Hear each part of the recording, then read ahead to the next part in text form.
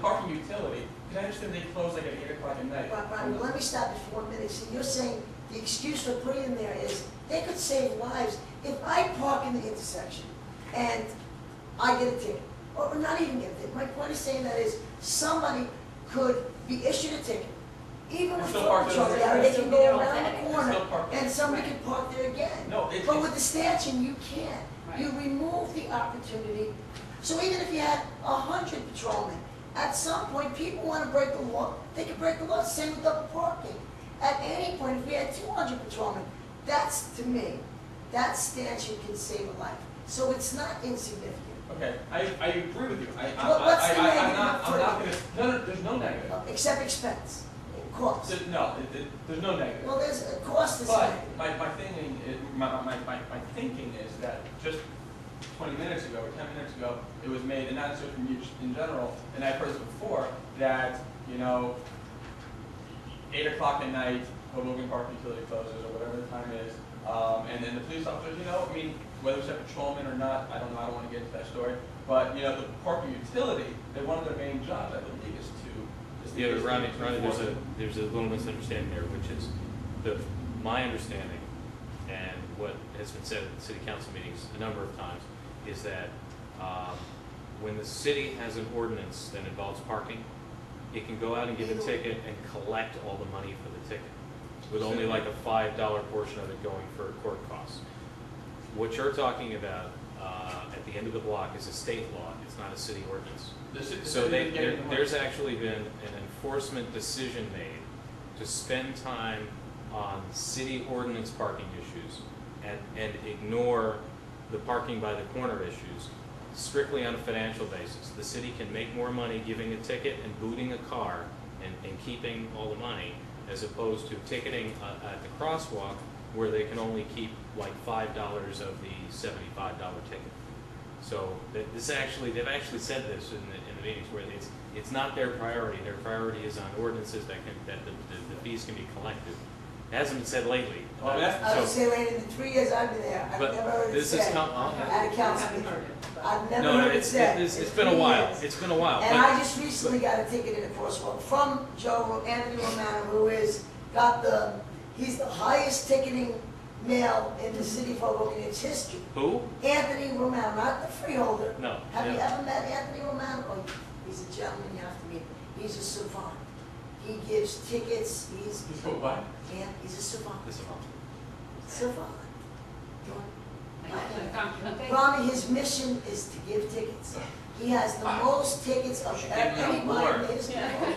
So my point of telling that, Elaine, is I don't know if it's a question of its low priority. I think it's... For the parking utility, who's and there's no priority to it. There's no priority in the parking utility to crosswalks. For Anthony, it's crosswalks. high priority. Right, that may very well be the That's a case. police officer. But I actually... I'll introduce you to him. I've actually witnessed accidents in intersections where the cause of the accident was that a car had to edge past the stop sign to see around a truck illegally parked on a corner to find a car come barreling through and ending up getting hit. And the police officer who investigated the accident didn't ticket the truck that was blocking the view of the vehicle. So it's not the most. And Ian's had the same exact story. I actually had the same exact story with my daughter, and I don't know why they I can't actually get that asked the ticket. police officer to ticket the vehicle that was illegally parked, and he refused. And then he reported that some woman was, some That was woman really was nice screaming and yelling at him like a crazy person. Her? I don't think so. And my daughter had the same accident. Maybe. Right by the hospital, Willow Avenue, and the officer could not, for some reason, give the person in the intersection a ticket. I actually would experience the same thing, and I'm not sure why. That's kind of crazy, isn't it? I don't know. If they're illegally parked, they're illegally parked. They can't take it up and tow it. What I'm thinking is, Anyway. just, enforcing the rules is something that there really should be no question about. And the comments that Lynn just made, I think are absolutely, I've never heard them before, and if that's true, there's no excuse for it. And, I don't want to put all the pressure on the police, because I think they have other issues. I think, It's not a high priority. but I think that our Hoboken Parking Utility even if they have one person working, I usually know when I was working 2 in the morning, but one person walking 2 in the morning, it's 200 guaranteed tickets. And, you know, even if we only get $5 of that, it's $1,000 that Hoboken will get. The only thing I'd say, I mean, name me a city in the state of New Jersey that has any enforcement from 12 to 8. Does New York City have enforcement in midnight hours? Oh, yeah. Only 1 square mile. Right. And we strive to be the best. There's a lot of people who go out at night. 24/7? 24/7. I A lot of got people you. who will go be out at too. night in the city, and you come out of a club, if you were illegally parked, you thought you were gonna get away from it, you'll be on the west side highway getting your car. You have to hire more people for that. I mean, you know, it has to be an added expense, but it could be certainly made up. But it becomes With the a ticket profit collector. center. Yeah, I agree, I'm open to Right. that, but, you know, we have to hire more people, you can't use the same amount of personnel to now add another Or, shift. and it doesn't even necessarily have to be, I don't think, every night. If you have, just There's pick a price. 2 random nights, or just 2 random nights you pick a week, and they change, it keeps changing, things like gas station. Right, so- But you know what, we are getting off We are getting off topic. enforcement, and it is a problem. It's a But critical problem. the other things that we're trying to do, or at least the suggestions we've gotten from the 50 people that attended that last workshop, their suggestions, Ian's help has been, okay, what we have, what we can work with. What can we work with what we have? Well, we have a parking utility, so I think enforcement's not difficult to do, and in fact, it's the first thing that's on there. It's And I on think the that, short-term along list. with- Right. And that with the standard, I think would be a wonderful combination. But I think, I don't know who's gonna take the step, in actually trying to make enforcement a priority. Well, that's our job, that's my Well, job that's as part of where I'm the coming chair. from, that's part of where I'm coming from, saying like, let's start with one board and figure out how to really make this work better. Hire our own parking So, utility. no, not hire our own, but work with them to really focus on getting it done and being more aggressive and doing. I think Dawn answered that when she said to Gary, yeah, it's been a problem, at least in my tenure, but now we have something in writing. We've had our second workshop. We're meeting with law enforcement tomorrow, Wally Wareham, Lieutenant Wareham. So, Ronnie, that's all we can do. We can't snap the fingers and immediately get 100% enforcement, but we're trying our very best. That's Maybe you what can we've even done. do a parking utility to sit in, a member to sit in on a meeting. We've had. Rami, we have I work on a project in Karachi, Pakistan, and we had made recommendations at some of the intersections there to change it from stop control to signalized intersections. And the local director that I was speaking with about those recommendations was concerned because they felt that the drivers weren't going to follow the signalized intersection as much as they would follow the stop signs for whatever reasons he described. So he said it would have to be enforced as well. He was concerned that the enforcement would take time away from other enforcement responsibilities so that they would focus on this issue. So we came up with a redesign for that where we did these concrete medians so that cars would be forced to drive one way or another, and therefore completely eliminating the need for a signal there.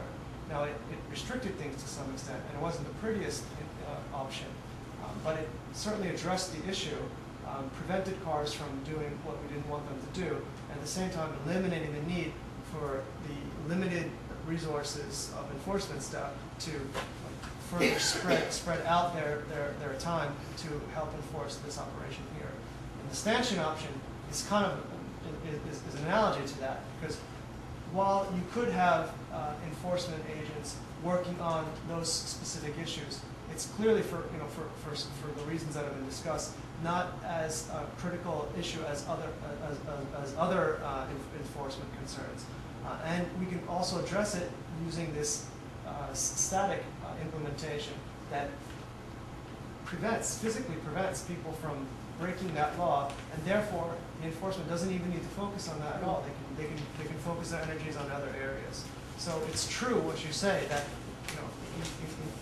in theory it would be great if the enforcement agencies would just make people follow these rules, and then we wouldn't have to worry about them on a 24-hour basis. But the resources just don't allow that implementation to be done to its fullest extent. And the stanchions that are being recommended, we've seen work very well in the limited places where they've been put so far.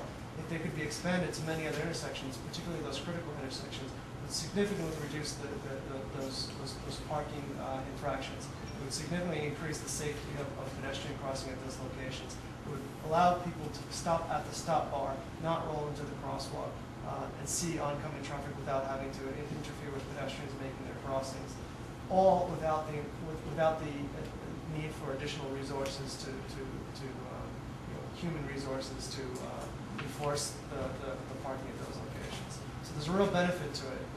And then some of these other things that we've listed that are also up here, like the illegal parking on the sidewalks, unnecessary honking, talking on cell phones, those other things that are also a concern.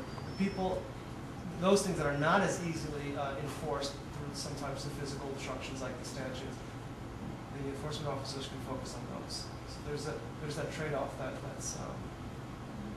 this option really does a good job of doing that.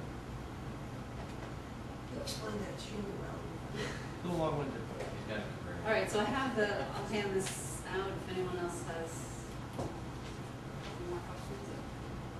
Here's the report. Ian, in your opinion, would it be feasible to put a turning signal at Jackson?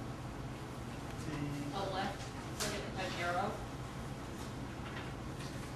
The traffic coming straight through doesn't need to be impeded at that point, but you could have a timed arrow that would actually stop traffic going out and coming in and making that left. Understood. I haven't done a full study of that location, but What do you mean, man? Say it again. At Jackson and Newark. on Newark Street, trying So to make a when left you on come Jackson. out from New Jersey Have a City red to or green Hoboken, arrow. Have Yeah. a red or green arrow that actually allows or disallows people from either direction making but that there's no turn. stop sign, there's no light there. I know, that's what I'm saying. I'm asking what the feasibility would be to have a Right turning there. arrow there. Because the Turning other part of the problem that you have is there is a light at Patterson and Jackson. And there are a lot of times, especially during rush hour, that the block and a quarter between Newark and Patterson actually back up all the way to the corner.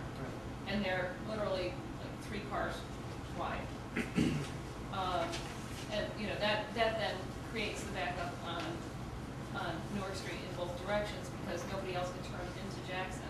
Yeah. So you've got a timing issue also, which that would alleviate because you would then be able to flow traffic, if you timed the 2 lights so that Yeah. I mean, that would be Signalization of an intersection can be done if you meet a warrant for one of 8 different possibilities. And one of them is the fact that you've got enough left turns trying to make a turn, and there's so many oncoming cars that people don't have enough time to make that turn. So I'm pretty sure That's definitely an issue. that intersection would meet warranting. Warranting doesn't necessarily mean, though, that a signal must be installed at that location. Otherwise, we'd have signals all over the place where we don't really need them. A signal would alleviate that pressure, but there are also drawbacks to that. And one thing that I've observed at that location is the queue of cars trying to make a left turn, especially during peak times. It's not so big of a problem when it stays on Newark, but as it wraps around under the overpass into Jersey Avenue, that's so narrow, that space is so narrow that it blocks the through traffic, and that's when it really gets Interestingly enough, congested. there's actually room for 2 lanes there. Yes, I've But seen they've that. got 2 lanes going out on the other turn, which, doesn't make any sense. Well, they do that for visibility, Right. for the driver's line of sight, and so that's the reason it was designed. Most of the Is time that during the rush perfect- hour, if people know what they're doing, people that are making that turn will line up on the left and everybody's in, Right. in the no lane. But, I don't know if that could be painted as 2 lanes, but it becomes really tough to turn Do you the mean corner on the because of Jersey the City truck. side and or on the Hoboken side? It's on that curve, on that turn underneath the trestle. Right under the On the track. Jersey City side or on the Hoboken side? It's technically Jersey City. It's the Jersey City side. But, the problem actually is commercial trucks, because the commercial trucks come the lane. They cut the corner. And I've seen several cars get pinched. This longer-term option here, where it says, look at a study of study ingress options and solutions for major bottlenecks. And this is something that Don's been working on over the past couple of months. And with Hudson County and with Jersey City. It's a group collaborative effort between the three entities, and a situation like that is something that should definitely be incorporated into it. I don't think there's a short-term answer for that just because there's so many entities involved, and there's also multiple intersections involved as well. But I definitely think a left turn arrow there makes a lot of sense. Well, 'cause the other issue is that if you're driving out of town and you're coming down York, there are people cutting in front of you. Like, you could be, I mean, I've stomped the brakes leaving because, you Just know, trying to cut across. there are cars that'll cut across. And it's, you know, I mean, it is a danger. I'm pretty sure that, you know, based on the warrant criteria, a signal could be justified there. But you know, that location is so close to the turn under the trestle that the operation of that whole area needs to be taken into consideration for that study, not just the warrant. Well, and So that's it's something an we're doing with that, interdependent issue. with the transit. Yeah, they were kind of looking at that, right? Anyway. For the transit redevelopment, they were kind of looking at some of those issues. I know that you were specifically focusing on it. It's a very broad area Right. in that scope.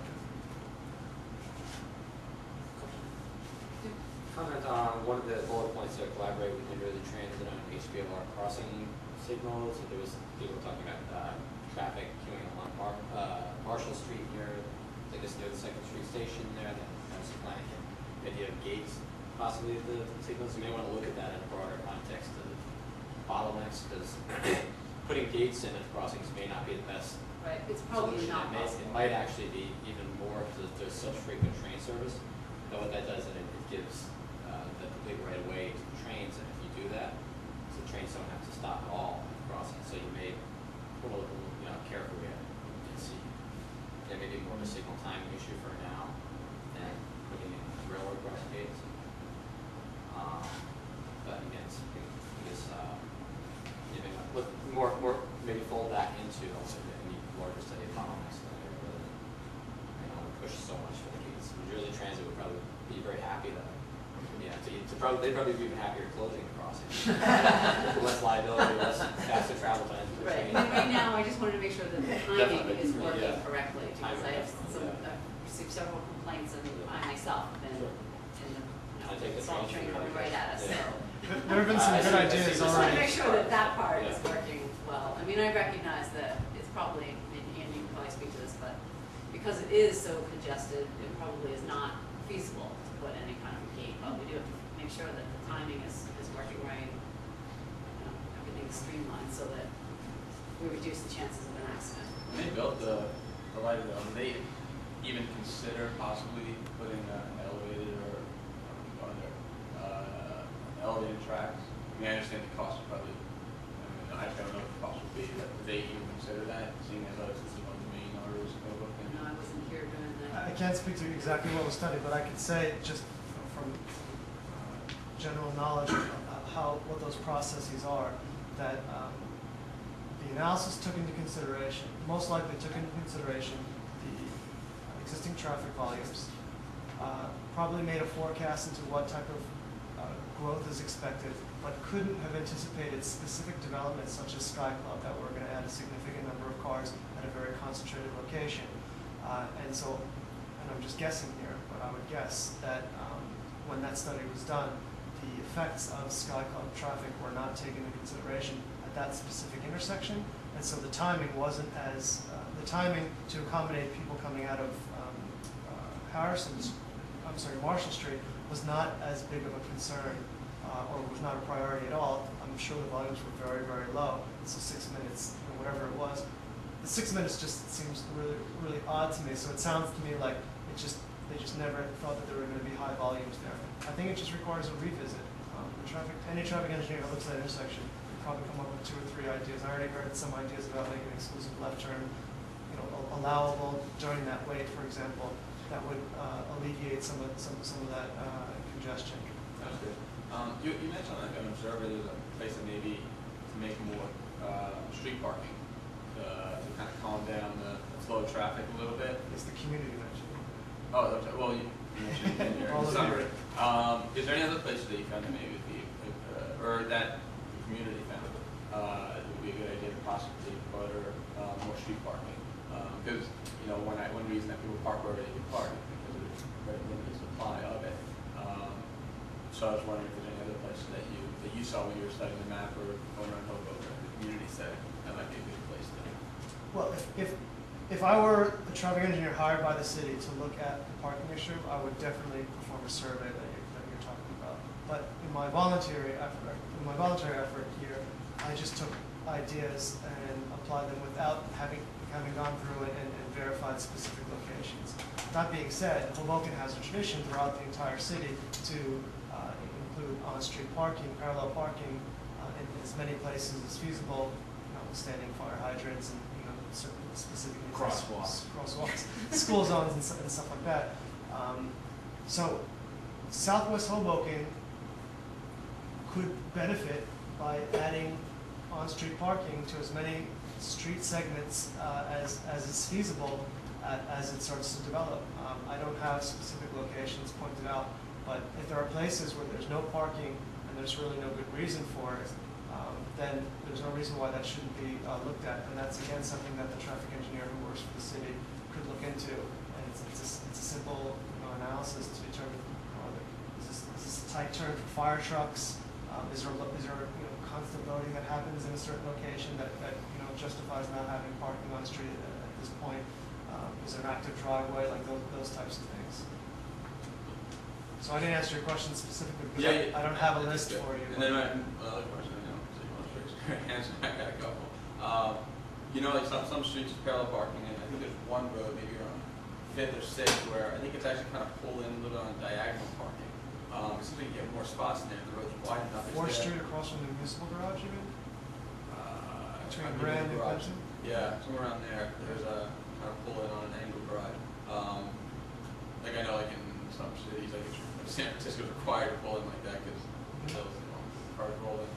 Is there an advantage to have if you have room for it to have those? Can you fit more? It seems like you probably fit more spots. You get more cars per per block segment. If you have the room, if the road's wide enough. Several highways like wide. What's that? Several highway. There's several. Well, I mean, I know like your presentation, the presentation you gave at the city council meeting, you mentioned some of these roads are extremely wide, which is great for traffic lanes. But if we have some roads that don't have, bike lanes. If we have some roads that we aren't going to do bike lanes and they're still considered wide, that might help. One thing, people aren't going to double park if there's no way to get around them. Right. And this could be a way to prevent you from double parking, and also give more spots to the. If the objective is purely to provide more parking, then angle parking. And also this would prevent people from double parking because it takes more room and there's no way to get cars around. I think from aesthetic perspective, though, a lot of people feel that the angle parking is a lot less preferable than parallel parking. And me personally, I think that you could use that street space for better use by making it bike lanes or something. We're talking about implementing bike lanes in certain locations as a pilot. There's no reason that every street in Hoboken couldn't, except for like the main streets like Washington, for example, couldn't have bike lanes on them. So, but that's long-term thinking. The point is that if you redesign a street from parallel parking to angle parking, you're never going to get that back. So we would really need to think long and hard about how we want to reuse that street space for the most balanced public, equitable public use, and maybe parking is the answer in some locations, but it's possible that other uses are better. Rami, there's also a major issue with backing into traffic. backing. Yeah, I thought about that too. There are cities that actually make you back in spots. The spots are angled Angled the other way. direction, so you actually have to back into the spots when you're pulling out. That's in New York City now. All angle parking has to be back in. That's actually a good point by CBS. They would have to change the direction. I always hate to back out of That's CBS. a Yeah. tough place. So are you saying in Well, New they place York on City, Washington- Washington you State, can the only same thing, back you're like- into angle parking? I can't cite yes, in New York City, yes, and I can't cite a specific study at the moment, but I'm almost certain that there are several studies out there that have demonstrated that back-in parking is significantly safer than That front-end makes parking. sense. Angle That's parking. something we should definitely look into. Well, Or you should and change it to Hudson just a Street. postscript on that, Rami. This came up in the last mayoral election. One of the candidates was proposing angled parking for the length of Washington Street. You know how it's on the north end right now, you have it. Well, apparently state law doesn't allow it, because Washington Street is wider on the north end than it is in the south end. And if Washington Street, if the avenue is our widest street, you're not going to be able to get angled parking by state law on any other streets in the Southwest. If you can't get it, what's that? I mean, maybe Observer Highway. Observer Highway's pretty wide. Is it wide enough? Yeah, but it's, Majority have two The lanes of parking parking is on limited. either side. Yeah. you got Zeddy Way. I don't know, I was thinking out loud. Yeah, no, I'm just saying, it's an idea that's come up before, and people like yourself have come up with it in the past, and it's been kiboshed because of state law. It's two directions. You look at the Castleton Terrace. Right. It's one direction narrower, but they do have one side angle. Right. So it's wide, it might be wider than some streets, but it might be as wide as some. We can take a look. We can always see see the it. work on it. You also don't have the traffic flow on Castle Point Terrace that you would say on Patterson Avenue or some of these other areas, where you'd essentially be backing into traffic. So, One reason why parallel parking works pretty well on Washington Street is because you do have that double parking lane that people can make the parking maneuver and not completely interrupt the flow of traffic back and forth. If you had angled parking there, they would need to. Parallel parking lane requires 8 feet from the curb. The angle parking at like 60-degree angle requires 16 to 18 feet. So it's not much shorter than 90-degree parking, so you require significantly more street space to accommodate that. Any other questions? Does everybody know the direction? We're glad you joined us. We introduced everybody, but my name's Terry Bruno. Thanks for joining us. Does everybody know the next step, right? The next step is going to be Wendell Bears, you said that. Right. And then the entire city council will get the report, as well as the administration. Thanks so much for everybody's involvement, especially Dawn, especially Ian.